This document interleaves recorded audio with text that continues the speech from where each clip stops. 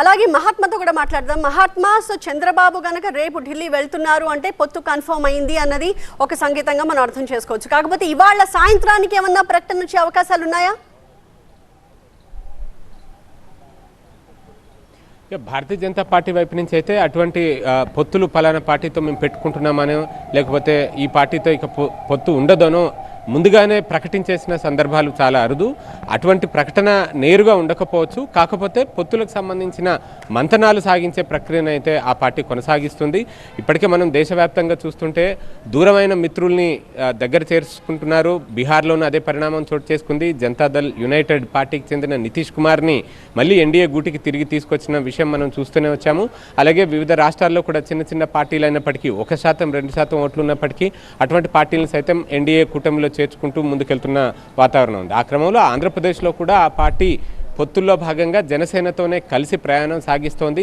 ఆ పార్టీలో ఎవరిని అడిగినా సరే మాకు పొత్తు ఉంది, అది జనసేనతోటి, జనసేనతో మా పొత్తు విషయంలో ఎటువంటి తేడా లేదు అంటూ రాష్ట్ర స్థాయిలో నాయకత్వం అదే చెప్పుకుంటూ వస్తున్నారు, జాతీయ స్థాయిలో కూడా అదే చెప్పుకుంటూ వస్తున్నారు. కానీ ఇక్కడ తిరకాసంతా తెలుగుదేశం పార్టీతోటే ఉంది. తెలుగుదేశం పార్టీతో కలిపి అంటే ఈ 3 పార్టీల పొత్తు ఉంటుందా అన్నదే ఇప్పుడు అందరి ముందు తలెత్తుతున్న ప్రశ్న. 2014 తరహా పొత్తులు ముందుకు కొనసాగుతాయా లేదా అన్నదే ఇక్కడ అందరూ ఎదురు చూస్తున్నారు. ఇక ఎన్నికల నోటిఫికేషన్ కూడా ఎంతో సమయం లేదు. మరో 2 నుంచి 3 వారాల్లోగా ఎన్నికలకు సంబంధించిన షెడ్యూల్, తేదీలు ప్రకటించే అవకాశం కనిపిస్తూ ఉంది. ఈలోపే ఇటువంటి రాజకీయపరమైన పొత్తులు, సీట్ల సర్దుబాటు ఇట్లాంటి వ్యవహారాలన్నీ కూడా చక్కబెట్టుకోవాల్సిన అవసరం ఉంది.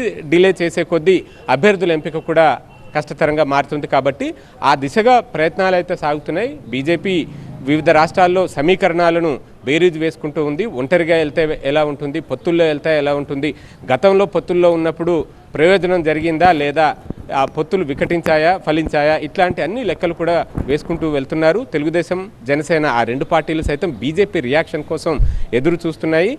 భారతీయ జనతా పార్టీలోనూ 2 రకాల భిన్న స్వరాలు వినిపిస్తున్నాయి. కొంతమంది టీడీపీతో కలిసి ఎన్నికలకు వెళ్దాము, 2014 తరహా సీన్ రిపీట్ అవుతుంది, సో దట్ బీజేపీ కూడా సొంతంగా కొన్ని ఎమ్మెల్యే, కొన్ని ఎంపీ సీట్లను గెలుచుకునే అవకాశం ఆంధ్రప్రదేశ్ నుంచి ఉంటుంది అంటూ ఒక వర్గం నేతలు జాతీయ నాయకత్వానికి పదే పదే సిఫార్సు చేస్తున్న పరిస్థితి కనిపిస్తోంది.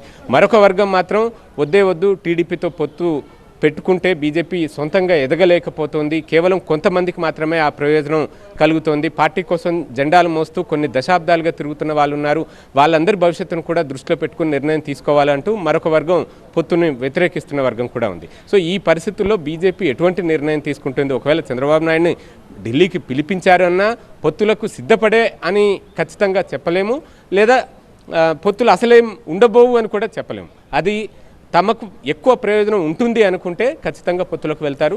ఎక్కువ ప్రయోజనం లేదు, దీంతో వచ్చేది ఒరిగేదేమీ లేదు అనుకుంటే బీజేపీ పెద్దలు ఎవరితో ఆయన మాట్లాడతారు?